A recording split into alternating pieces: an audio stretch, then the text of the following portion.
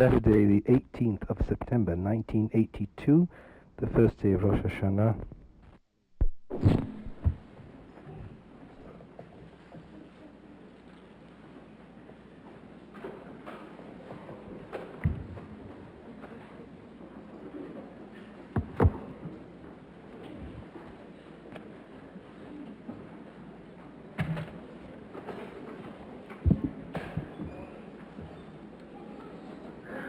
Can everybody hear?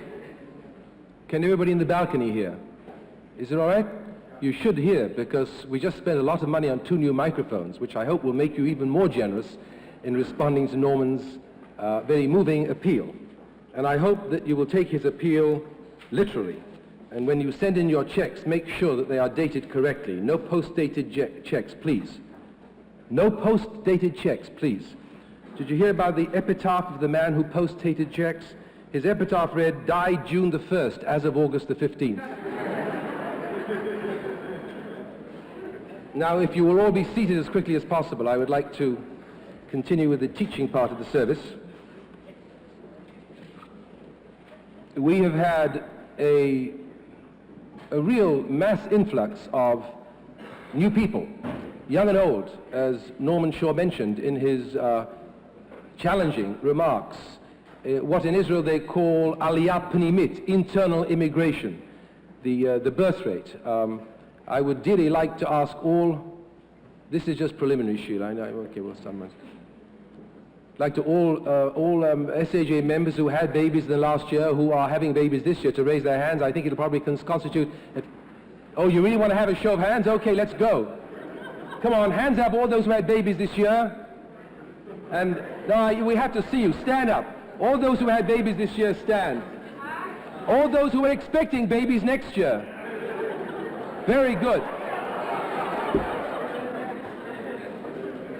Kain Yirbu.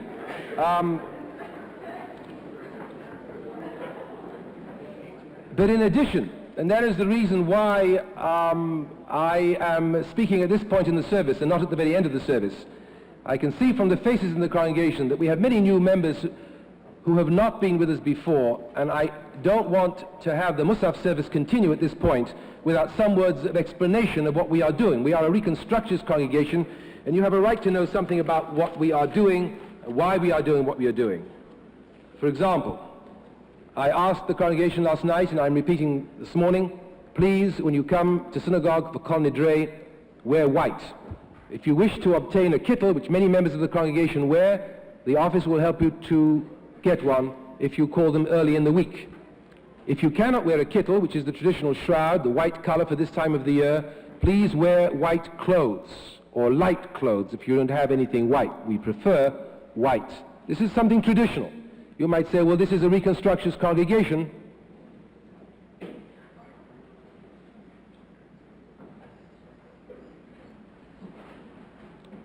You might say, this is a Reconstructionist congregation. What are they doing with all this tradition? It's a good question. I want to try to deal with that question. Another point. Members of our congregation themselves generated the desire to observe the ceremony of Tashlich this year. Ceremony of Tashlich is a ceremony performed on the first day of Rosh Hashanah after lunch, when Shabbat and Rosh Hashanah do not fall on the same day, the first day. And when Shabbat and the first day coincide, it's performed on the second day. Those of you who would like to participate are invited to congregate at Riverside and 91st tomorrow afternoon at 3:30, when the SAJ will collectively, for the first time in its history, have this ceremony. I just want to say that I had nothing at all to do with this. Well, perhaps I can't say that. I suppose the general tendency of the preaching and the teaching over the last 20 years may have had something to do with it. At any rate, the sponsors of this move are members of the congregation, and the children will be participating also. Now, here is a ceremony which, from one point of view, can be looked at as a very narrow, primitive, almost archaic ceremony. If you observe the Jews, Riverside Drive, at the river, who are emptying their pockets of crumbs, this part of the ceremony has been fought by the rabbis for hundreds and hundreds of years. And I'm embarrassed to tell you that the rabbis lost, because there's a deep-seated pagan ritual lying behind the spiritualized Tashlich ceremony, which involves feeding the gods of the river. Why anybody would want to feed the gods of the Hudson River, I don't know. However, of course, the Jews spiritualized it. So we are faced with the question of How can we reconcile, we who are Reconstructionists in this congregation, who believe that the modern approach towards life, or shall we say the postmodern approach towards life, as it is often called, has a great deal to teach us, nevertheless are wedded to traditional forms. Another example. In a short while, the Aleinu prayer will come along in the service, and I ask you again, I particularly address the new members, and we really have a very large crop of new members. I'm reminded of the old philosophy conundrum. You have a car, you change its wheels, you change the carburetor, you change the plugs, you change the radio. How much can you change before you have a new car, or is it the same car? I see the SHA congregation revolving each year. New people come, other people go, and yet somehow the spirit remains. This is something that I address myself to, particularly our new members, when we get to the Aleinu prayer, where the Jew kneels. Remember, the word baracha comes from the Hebrew word berech, which means to kneel. The word hishtachava, or lehishtachavot, occurs frequently in our liturgy. Kneeling was a frequent spiritual pastime among our ancestors, but after the rise of Christianity, kneeling became focused only on 2 days in the year, 3 days in the year, Rosh Hashanah and Yom Kippur.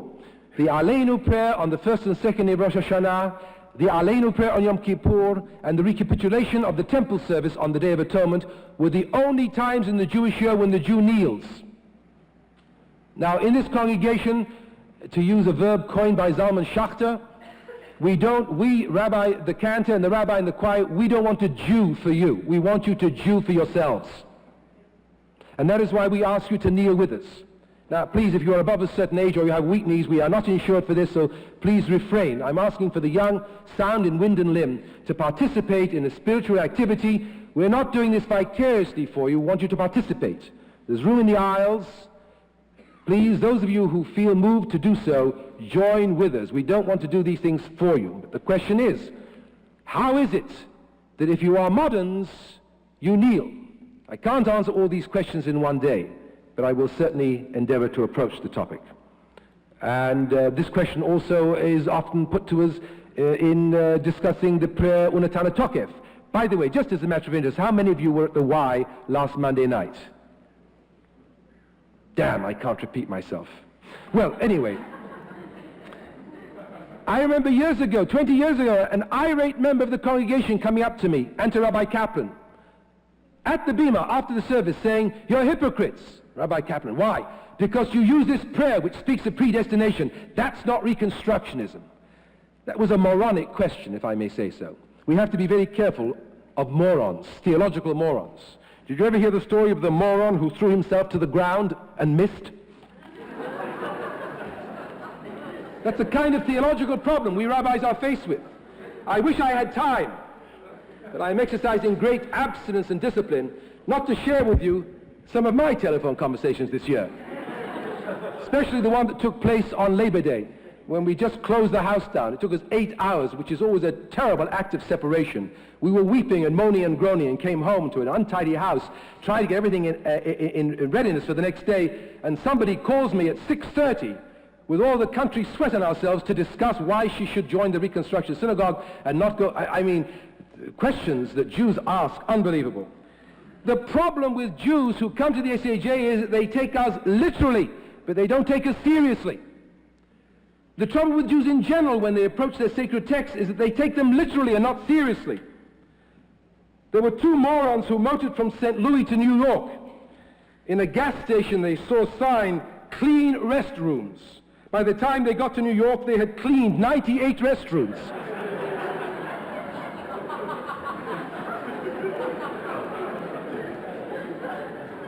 What, my dear friends, we should have something like the Surgeon General has on packets of cigarettes. The Rabbi General has declared that some of the ideas here may be dangerous to your health if you don't understand them seriously but not literally. No, don't take them literally, otherwise it may be dangerous to your spiritual health. There was another moron who was told by his doctor that his love life would improve if he walked 20 miles every day. He phoned his doctor sometime later. The doctor said to him, "Has your love life improved?" The moron replied, "I don't know, I'm 200 miles from home." See, that's what comes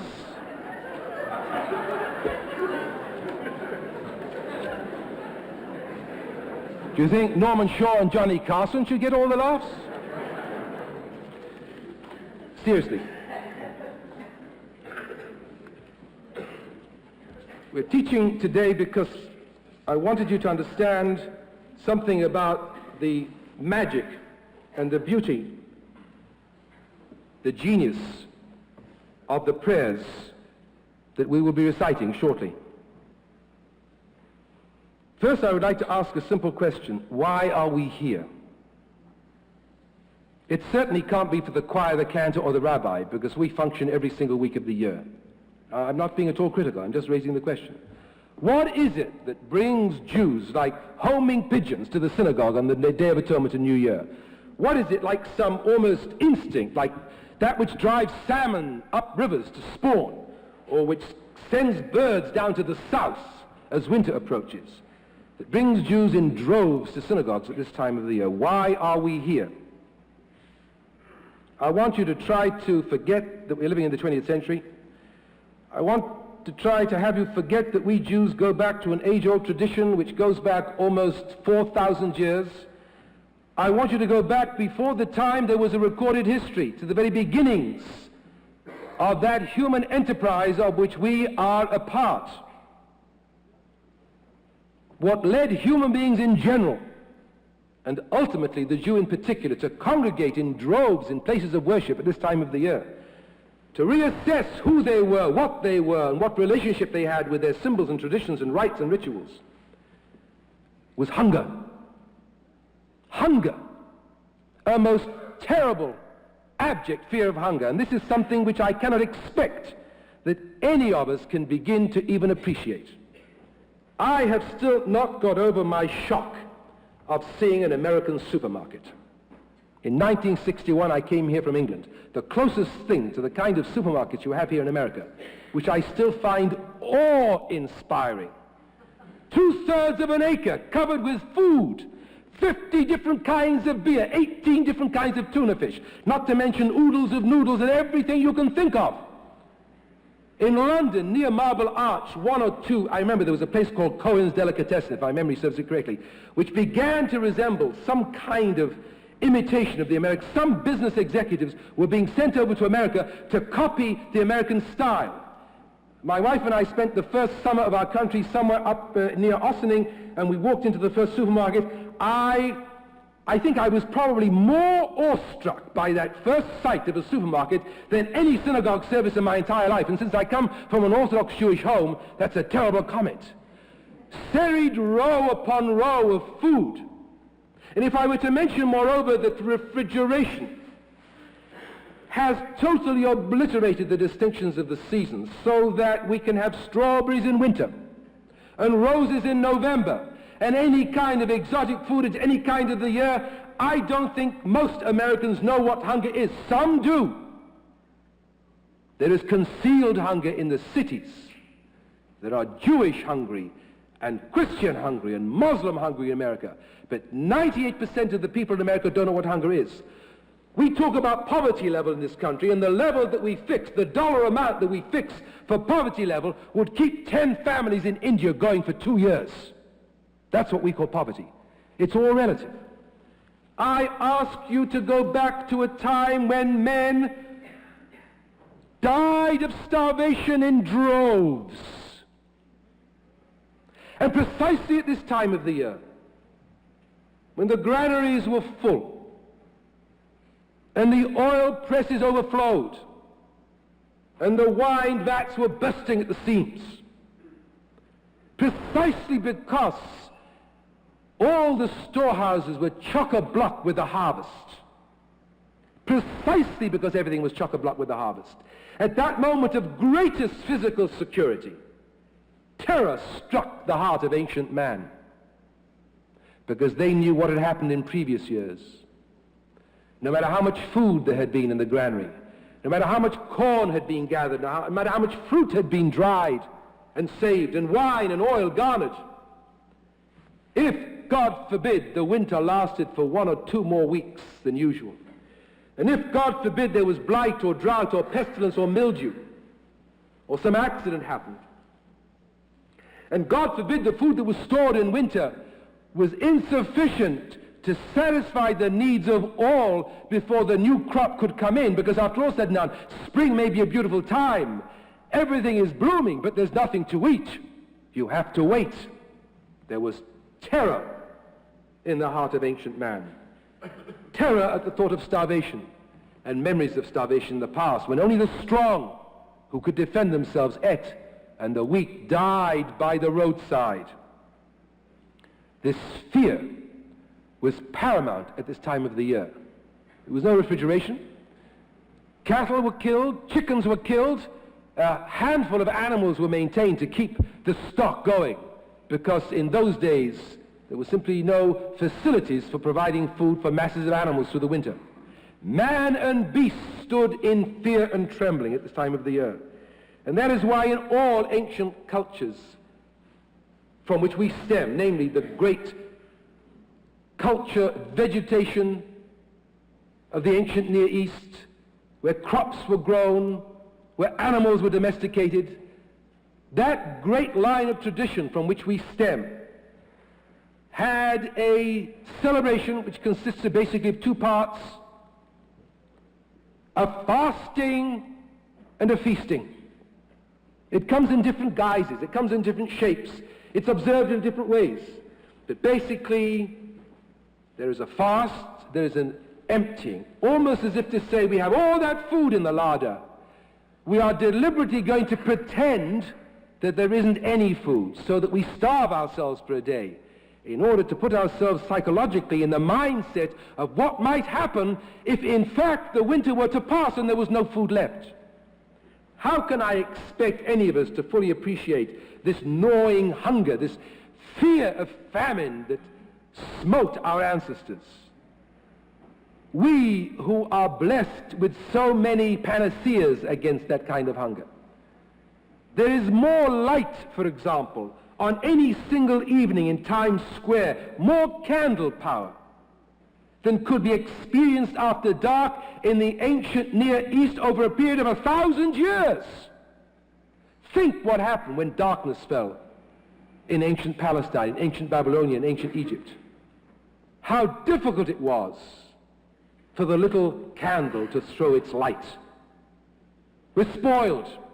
We take it all for granted.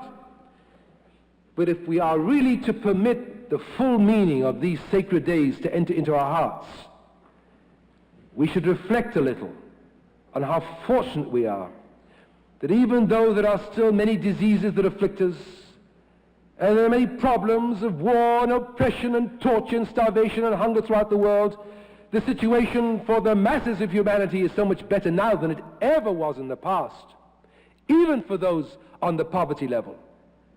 And many, many countries, perhaps not most countries, acknowledge the fact that some kind of obligation is due the least favored members of society. And so the first question, why are we here? Because once at this time we were hungry. And more specifically, there are 4 points in the calendar which our ancestors, who had far more astronomical sophistication than we give them credit for, the 2 solstices and the 2 equinoxes.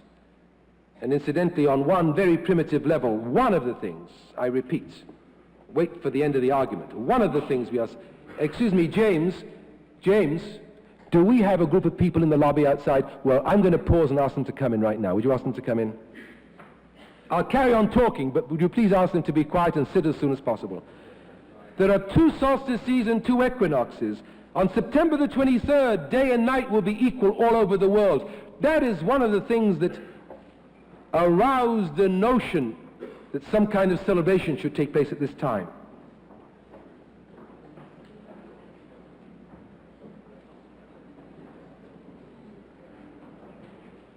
Come on, please take your seats as quickly as you can. No time for conversations now.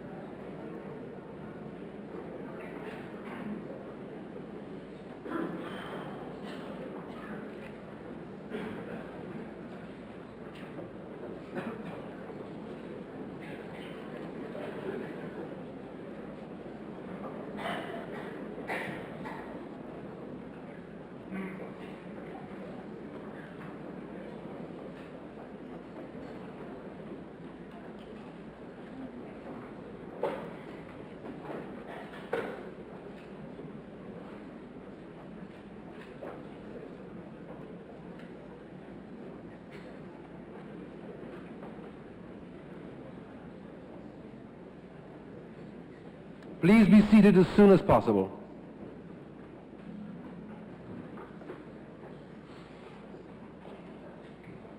I said our ancestors were more sophisticated in terms of astronomy, in the sense of the pulse of the seasons, that we often give them credit. Of course, they lacked a mathematical language in which to express their insights. They used the only language available to them, the language of mythology.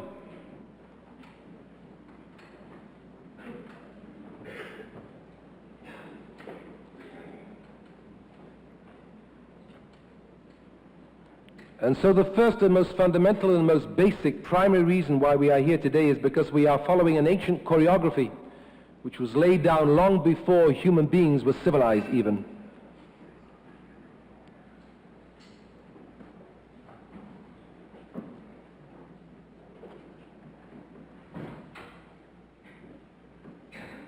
In the course of my remarks over the High Holiday period, I will often refer to archaic or prehistoric or ancient modes of responding to the, since we are talking about it, the autumnal equinox, for example.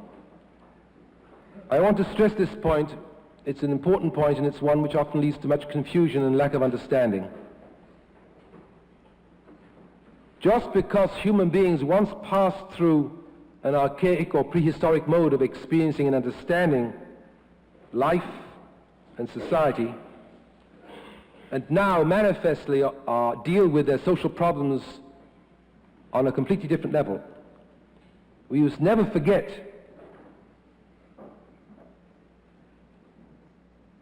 that the archaic and the ancient is still part of our social baggage, and we are never without it.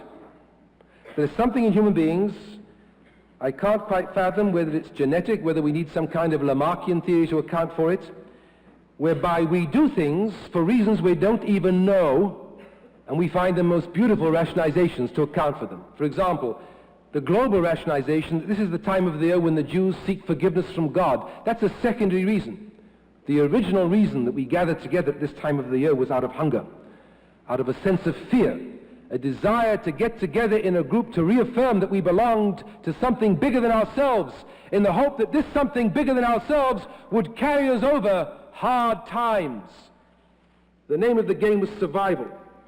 And initially, the process consisted of ceremonies and rituals performed by the group as a whole. There was a belief in ancient times, and here is another example. It is a belief which was of ancient times, but is still very much alive today, and we can see evidences of it all around, and if we search into our own hearts, we can feel it there ourselves. However sophisticated we may think we are, we think that for us time is something that just ticks on, and each second is no different from any other second. That the old distinction between secular time and sacred time has been dissolved by modernity and postmodernity, and that time carries on regardless. We can measure it by some canon. Eastern Standard Time, Greenwich Mean Time. The ancients and the ancient part of ourselves, both individually and collectively, never gave up the notion that somehow that universe of discourse, ecological, economic, physical, psychological, geographic, meteorological, in which human societies live, the entire complex which forms what we call our community, our society, and we Jews in America live in an American complex and also in a Jewish complex, where not just the Jews or the Americans are involved, but the history, the myth, the ritual, the sancta, the sacred text, the heroes, the objects, the events, the very fabric of the soil, are all regarded on some level as being organic and not inanimate. That on these 4 occasions during the year, the equinoxes and the solstices, this organism dies, winds down like a clock which we've forgotten to wind up. And if we are not careful, if we do not as a group get together as a group to reaffirm our sense of meaning and purpose in our being together,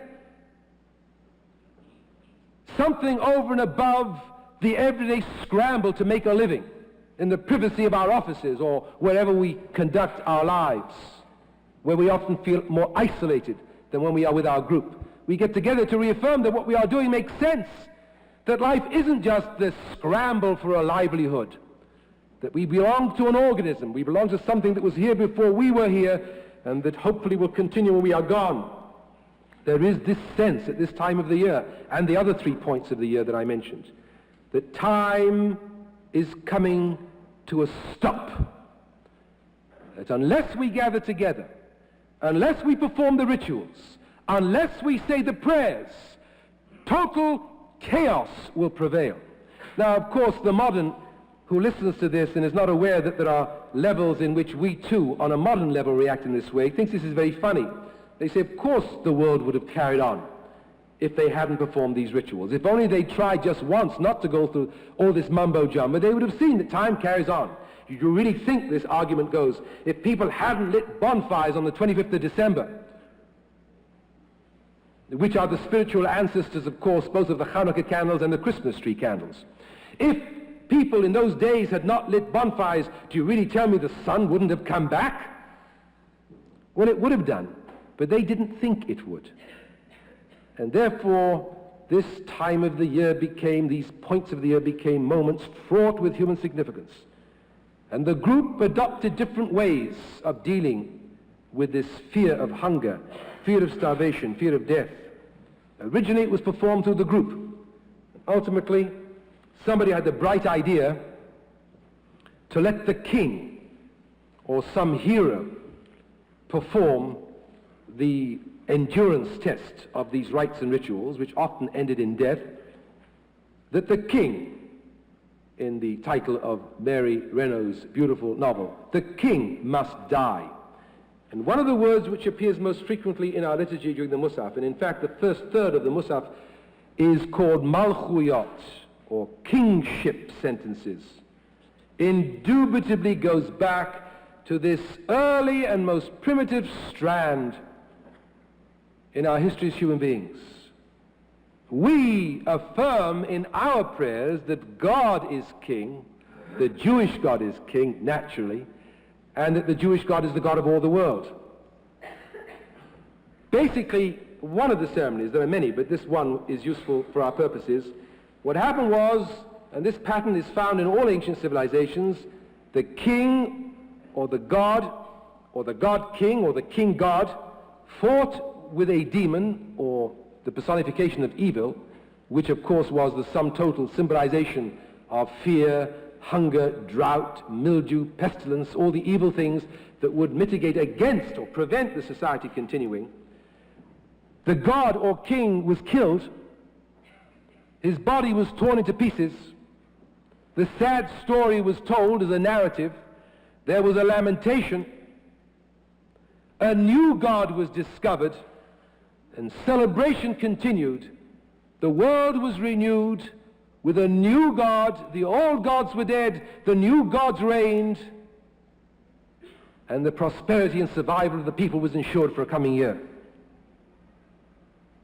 In all of the main centers of ancient agricultural society, whether we are speaking of Osiris in Egypt, whether we are thinking of Linos, the god of flax, or Attis, or crucially Dionysus, the god of the vine, all these gods went through this metamorphosis. Now, of course, I said be careful, don't take this literally. Our ancestors, for a variety of reasons, which I hope we will all be wiser about when we hear the last shofar sound on, I don't mean the last shofar, please, no, the shofar sound at the end of the Day of Atonement. The last shofar is something altogether apocalyptic, and maybe that will be a possibility this year also, but hopefully not.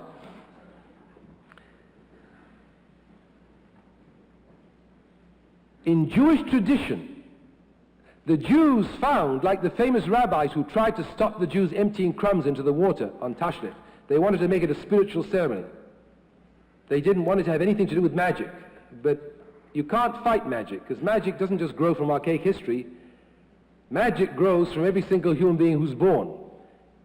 I hate saying this to all the new mothers, but every little baby is a little primitive. Well, you'll probably learn that very soon. The process of civilization has to be repeated every time a baby is born.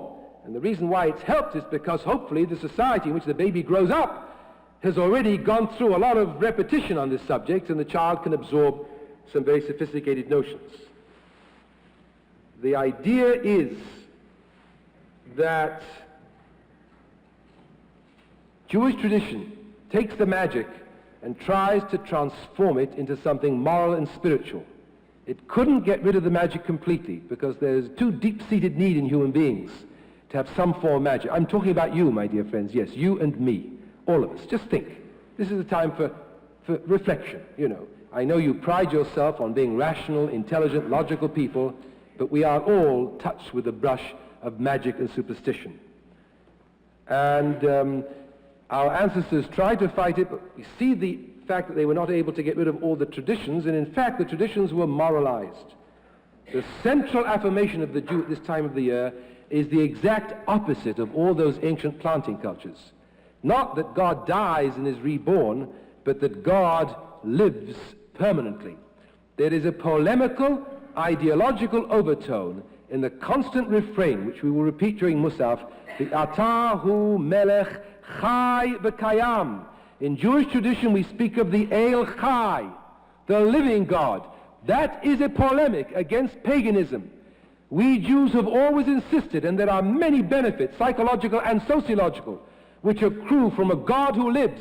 The same principle that ultimately is acknowledged in the old British slogan, "The king is dead, long live the king." The idea that divinity transcends those human beings who embody it, that the principle transcends the immediate proximate manifestation in society. Notice how many times God is referred to as the living God, El Chai. That is a direct counterclaim to the pagan belief that the God or the king must die in order for the clock to be wound up again so that we can have another lease of life until the next revolution of the seasons, in which the same thing will happen all over again. The Musaf service consists of three important sections: Malchuyot, Zichronot, and Shofarot. 10 verses which refer to God as King, 10 verses which refer to God as remembering, and 10 verses which refer to the sounding of the shofar. And these will be punctuated tomorrow by the sounding of the shofar. You may ask, why is not the shofar blown today? It's a good question. The answer is that the rabbis say that the danger is that the person who blows the shofar may carry the shofar through the street and therefore violate the Shabbat. I can see that you are as impressed with that argument as I am. The fact is, the rabbis often did not understand why certain things were being done. Sometimes they give the impression that they did and they didn't. We know why we make noises at this time of the year. In addition to the king dying in order to revivify what Theodore Gaster rather beautifully calls the topocosm, the total complex, the organism, which is constituted of the people and the rivers and the ecology and the economy and the physiology and the psychology and the sociology and all the aspects of a particular community. In order to revivify that organic community, not only must the king die and be reborn, not only must the God die and be reborn, we must make noises to scare away the evil spirits that would destroy us. The noisemakers on New Year's Eve at the Copacabana and the shofar are remote theological kissing cousins. In the same way that the tradition of kissing under the mistletoe is a severely attenuated form of the mass. Please, this is not a Reconstructionist plank. We do not believe in this. Don't anybody go away and say Rabbi Miller suggested that we reintroduce fertility rights. I will deny it. Another way in which the organism was revivified was the belief that some kind of a mass orgy in which all the normal rules which govern sexual behavior were thrown to the winds. In various parts of the world, you have Mardi Gras, for example. Fasching, I believe, in Germany. We still have severely attenuated traces of that. Guess what the severely attenuated form of the mass sexual orgy is over the high holidays for the Jews? On the Day of Atonement in the afternoon, we recite the 18th chapter of the book of Leviticus, which Davka prohibits all forms of marriage with specifically the forbidden degrees of marriage. The forbidden degrees of marriage. You see how the Jews deal with these things? In other words, not only did we not have the orgy, we read that chapter in the Bible which says, "Thou shalt not orgy." I'm sorry, I'm the bringer of the bad news. You have to read Durkheim's Elementary Forms of Religious Life to understand how far kissing a girl under the mistletoe moves from what Durkheim describes as savage rites which took place among the Aboriginal Indian, the primitive tribes in Australia. It's interesting in the Talmud. Talmud raises the question, why do we blow the shofar the way we blow the shofar? You get a shofar, you blow it. Ta-da! Schon fertig. What's all this business? Da-da, da-da, da-da, ba-ba-ba-ba-ba-ba-ba. You do it 3 ways that way. Then you do da-da, da-da, da-da with a tekiah at the beginning. Then you do da-da-da-da-da-da-da. I mean, how many different combinations? What's going on here? It says in the Bible, blow the shofar, so blow it. Let's get on with the business. The fact is, the Torah refers to the blowing of the shofar 3 times. The rabbis are not sure. They discuss this in the Talmud, in Masechet Rosh Hashanah. They discuss this problem. They discuss the question. What does it mean, teruah? Tekiah, we know, is one long blow. What is teruah? There's a difference of opinion. One rabbi says that since the Aramaic word for teruah is yavava, yad beit aleph, for which we have a Hebrew original in the Bible, where the mother of Sisera waits for him to return home after Yael, that ancient Jewish feminist, blew his brains out by putting a nail through it after she put him to sleep with a drink of scotch and milk. Biad ha'eshav nishkefa batiyabev. The mother, now what noise does a mother whose son is the captain of the army, and the army is delayed, she doesn't know when he's going to come home, what kind of a krechts, what kind of a groan? That's exactly what the Talmud discusses. The question is, does teruah, which is translated into Aramaic yevava, does it mean yelala, yad lamed lamed hey?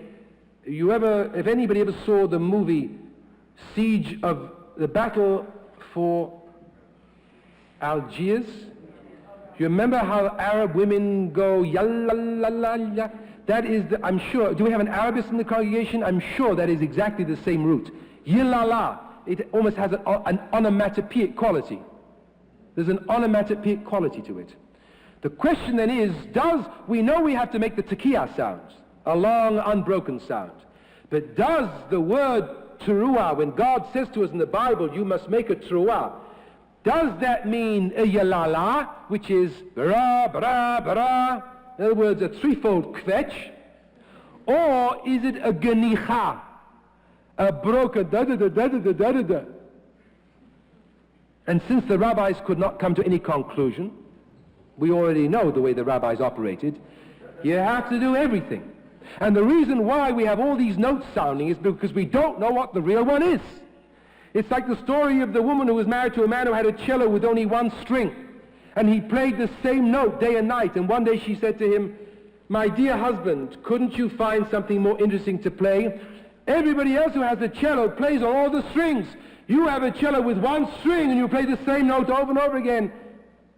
And the man said to him, woman, your hair is long but your wit is short. All the other cellists are looking for the right note. I have found it.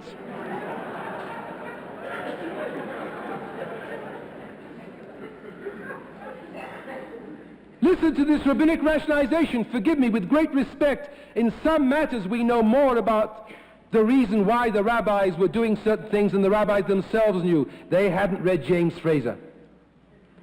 We know more about where we come from. We aren't just Jews. Of course we are Jews. We should be right to be proud of being Jews. But that should not exclude a very profound sense that we are part of the human race. We are not the chosen people. We celebrate our festivals in our way. They celebrate their festivals in their way. And we must be aware at this time of the year that there's nothing chosen about us. Unique, certainly. Everybody is unique. We are human and we are Jewish. And like all other cultures, when we are afraid, we make sounds on the shofar. And so the original problem was to make a lot of noise, to blow trumpets and make noise, more and more and more noise. And this was what the rabbis inherited. Do you really think the Jewish people were going to let them get away with reducing all that geschrei to one blast on the shofar? Of course, if they couldn't stop them feeding the Hudson River gods, they weren't going to stop them making noises. And so what the rabbis did was they tried to do the best they could. They set up a system whereby you sounded 100 notes with a halakhic rationale. First of all, we did Tekiah Shvarim Teruah Tekiah, because we weren't sure whether that was the way to do it. Then we did Tekiah Shvarim Tekiah, because perhaps that was the way to do it. And then, double indemnity, we did Tekiah Teruah Tekiah. And in case we had to do it more than once, we did it 3 times, so that ultimately we did over 100 notes, which is what we will be hearing tomorrow. But you see, the cart is put before the horse. In the beginning was a lot of noise. The rabbis cut it down. They couldn't get rid of it. And the discussion in the Talmud is a discussion which took place after the event. It's like in trying to understand the story of God, who argues with Abraham about the story of Sodom and Gomorrah, which is meaningless, if indeed the conversation took place before the destruction. And God, who had promised Abraham that he was his chosen man and his child would be the father of a multitude of nations, and he begs him not to destroy this city, you think God would listen if there were 50 or 40 or 30 or 25 or 20 or 10 righteous men. The story is inexplicable unless we realize that the author wrote the story after the destruction of Sodom and Gomorrah by an earthquake. And so he was faced with a fait accompli. That's the reality. The explanation had to fit the facts. The facts were that, like all other peoples, we Jews made noises at this time of the year. Give me half a chance, I'd tell you why Jews break a glass at a wedding, but I won't. I must set an example and exercise some self-control before you on these high holy days. Now, I am to tell you this morning something that maybe you are not aware of, that the notion of holiness, Kedusha, shortly we will be singing Kadosh, Kadosh, Kadosh Adonai Tzvaot, Melo Chol Haaretz Kevodo, immortalized in those beautiful musical renditions of the Sanctus, Sanctus, Sanctus, holy. It may surprise some of you to know that at the time that I am talking of, the time before Judaism, Christianity, and Islam, the time before civilization, the time when these primitive rituals that still sways us today without our even knowing about it, a deep sense of rhythm. Have you ever been in a rowing boat and rowed out of a river into the main sea? It's an incredible experience. In the river, the water has a certain kind of rhythm. And then when you move out of the harbor into the main ocean, it's as if a line has been drawn. I believe they call it the bar. Immediately, instead of the relatively quiet movement of the water in the river, you feel the tug of hundreds and hundreds of feet of water underneath you, an enormously powerful drag, like a magnetic drag of which you have no control. You have to roll with it. You can't change it. That's what our spiritual leaders of the past did with these primitive traditions. They rolled with them. And that is why any attempt to exorcise these ancient rituals which stem from paganism and magic from our festivals is doomed to disaster. It only addresses that part of the human being that thinks rationally, which is only the top of the iceberg. Deep down every night when we go to bed, the primitive in us reawakens. And most of us have a difficult time keeping the primitive asleep even during the day. So let's have some respect for what we are talking about. The period of time of which I speak was a period of time when there was also the concept of Kadosh, when there was also the concept of Kedusha, Sanctus, Sacra. It did not need the Jew or the Christian or the Muslim to introduce the world to the concept of holiness. This idea was there long before. What is crucial to draw your attention to on these high holy days when we affirm that God is the holy king over and over again, HaMelech HaKadosh, is that before the rise of Judaism, before the emergence of the Hebraic prophets, Kedusha, or holiness, was universally a non-ethical concept. It's obvious from what I just told you. How can you have an ethical religion in which the king is scourged and crucified, in which a human being, acting as surrogate for the god, is torn to pieces, in which human beings are sacrificed?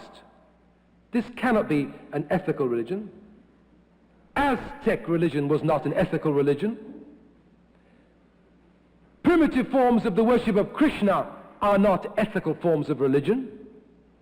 There are many religions in the world which, because of their behavior and practice, have nothing to do with ethical behavior. The genius of our ancestors, especially the Hebrew prophets, whose great contribution to us we celebrate these days,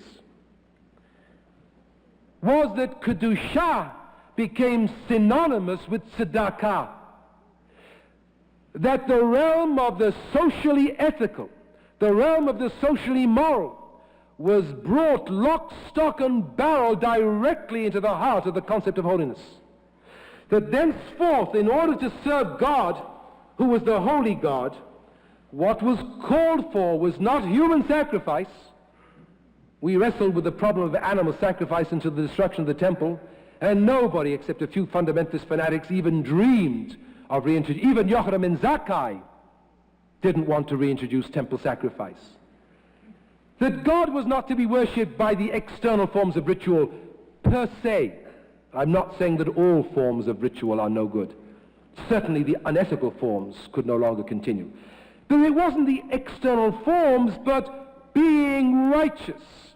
At the focal point of the Day of Atonement, the Haftarah from the book of Isaiah says, it's some sermon that Isaiah preached many years ago, possibly in the 8th pre-Christian century, to a group of Jews in Jerusalem. Kind of a fast, he says, are you fasting? Watch out for these words on the Day of Atonement. Do I, God, want you to bend your knee and kneel on the ground like a bulrush and put sackcloth and ashes on and pray, waiting till the fast goes out and the stock exchange opens again? Is that the kind of fast I have chosen? No. I have chosen a fast of dedication to social action, clothing the naked, housing the homeless, feeding the poor. I, God, desire justice. Ki chesed chapatzti, v'lo zavach. I desire loving kindness rather than sacrifice. This was a radical revolution in the ancient world.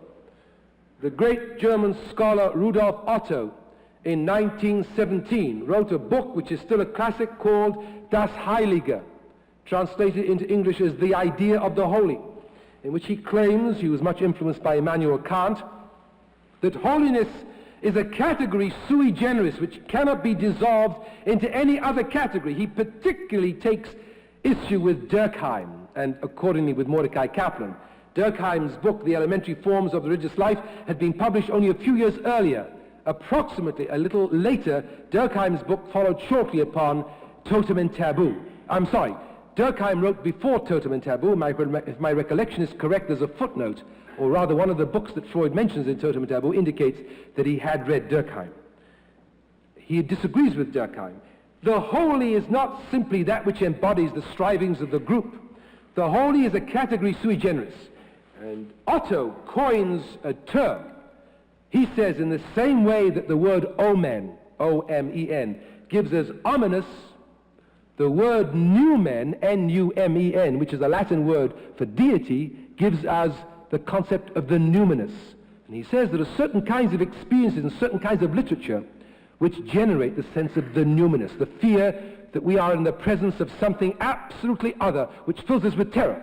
He also, of course, takes issue with Friedrich Schleiermacher, who based religion on a subjective feeling of being conscious of the fact that we have been created, that we are not responsible for all that outside. And Otto says, yes, that feeling is there, but there also must be the sense that there is something external, that which is numinous. He quotes William Blake's beautiful poem, Tiger, Tiger, Burning Bright. He says, read that poem and you will have a sense of what I mean by the numinous. And then, interestingly enough, since he was a believing Christian, he quotes half a dozen of the main piyutim of the Rosh Hashanah and Yom Kippur liturgy as prime examples of words which generate the sense of the numinous. We have a lot more davening to do. And I want to conclude my remarks now simply by drawing your attention to this fact. In the three sections of the Musaf service, Malchiyot, Zichronot, and Shofarot, although on a manifest surface level we are with a liturgical creation which we know who wrote, Rav, Abba Arika, 2nd century Jewish scholar. He wrote the Aleinu prayer, which we recite every Jewish service, and he also wrote the Musaf for Yom Kippur. I don't know how much Rav himself was aware that he was dancing to somebody else's tune. Because if you think, Malchuyot is the king must die. Zichronot is another example of the Jew doing punkt verkehrt. In the ancient world, in the archaic era of which I speak, it was a universal belief that at this time of the year, or at one of the focal points of the revolutions of the seasons, the gods predestined our fate. Who shall live and who shall die? That was predestined. Paganism believed in a total predestination on this point. What the Jews did, they took the concept of predestination and turned it upside down. Not that everything is declared from the beginning, but that God remembers, and is His saving grace which enables us to transcend dumb pagan fate. And finally, shofarot, what originally was simply the making of a noise to scare away the evil demons which are believed to threaten at these points of the revolution of the year. Shofar became split into two crucial concepts. First, tekah b'shofar gadol echirutenu. Freedom. Freedom for the Jew. Freedom for mankind. Read the prayers yourselves. And you will know that I am not reading any modern liberalism into those prayers. When our ancestors had a sense of universalism which puts to shame some of the chauvinistic statements from our spiritual and lay leaders today. The liturgy of the New Year and the Day of Atonement is replete with the most universalistic sentiments. Even the vidui, the confessional, does not refer to the kind of sins you will find in the Shulchan Aruch, but rather to those moral sins which beset mankind as a whole. We are part of a family of nations. The universal theme is very close in the minds of our great liturgical poets at this time of the year. And so when we pray for freedom, we are thinking not only of freedom for the Jew, but freedom for the Palestinian, and for the Arab, and for the American, and for the sick, and for the lame, and for the hungry, and those in society who cannot look after themselves, for whom we have a prime and absolute obligation. And the second part of the shofar, tekah b'shofar gadol echirutenu, is the first one. The second is v'haya bayom hahu yitakah b'shofar gadol. It should come to pass in that day that the great trump shall be sounded. It refers to the Messianic era.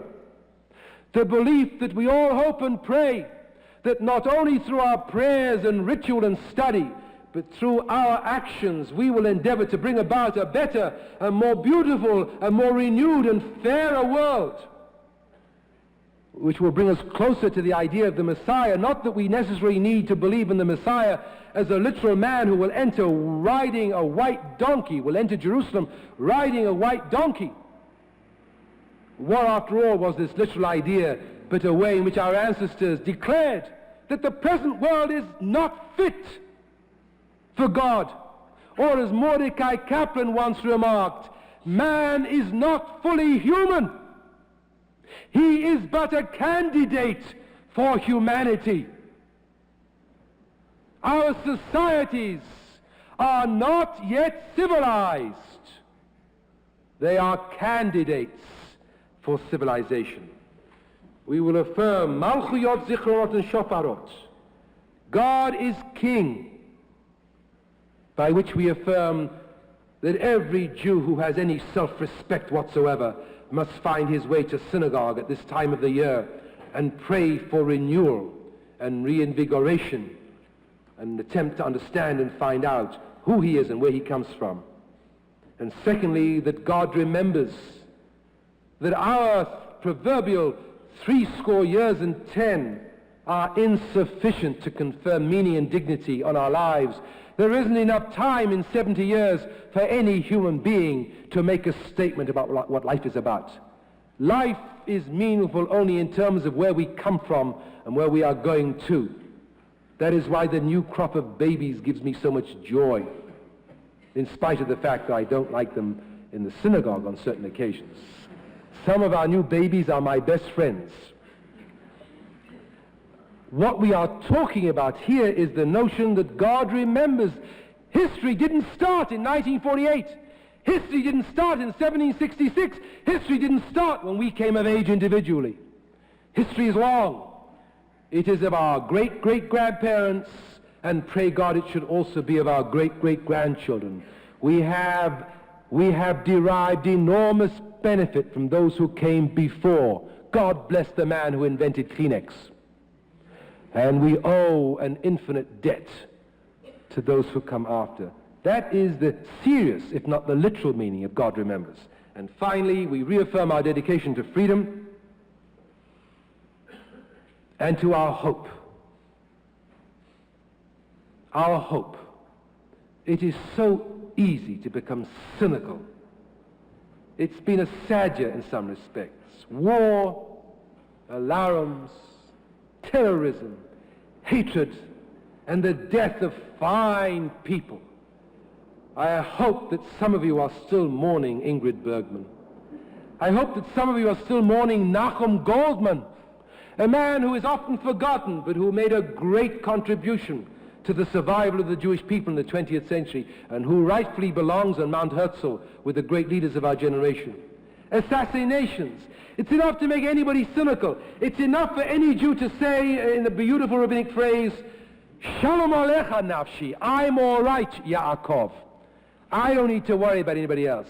I've got my money in my bank, I'm doing all right on the stock exchange, my kids are okay, my wife is okay, to hell with the rest of the world, I'm doing all right. Let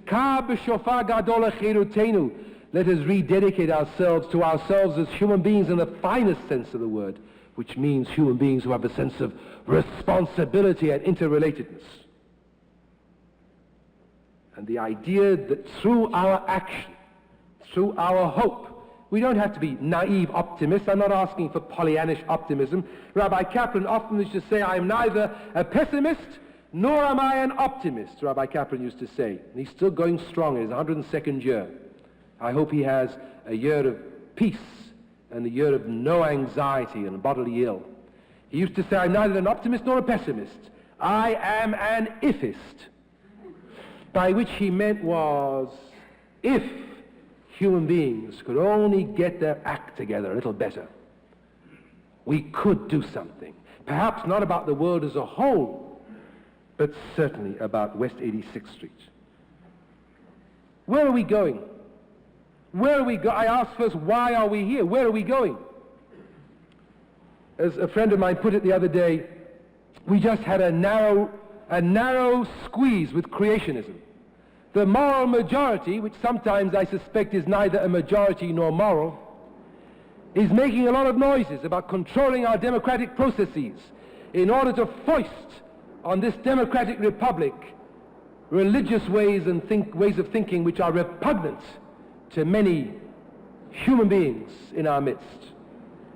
I don't know what's going to happen with the moral majority, but what I do know is this: that if we do not make a resolve, each one of us today, to stand up and be counted, to make our voice heard, to send that cable to Washington, to write that letter, to make that contribution. If religion is only a sense of numinous awe, which has no ethical context, it is mumbo-jumbo, and superstition is meaningless.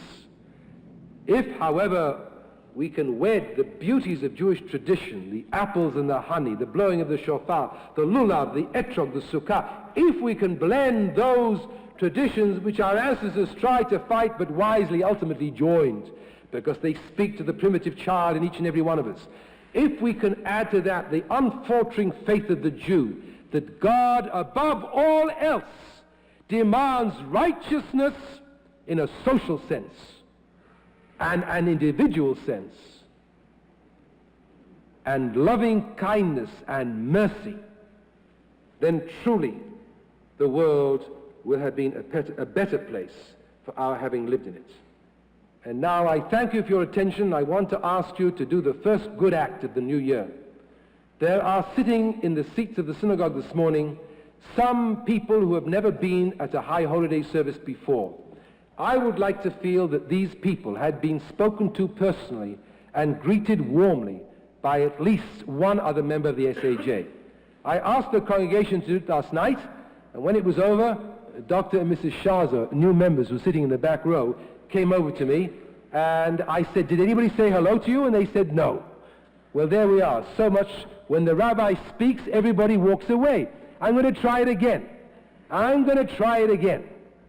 I ask every one of you to stand up in your seat now for a brief period of time. When I ask you to sit down, I'd like you to sit down also, because we're going on with the Hineni prayer.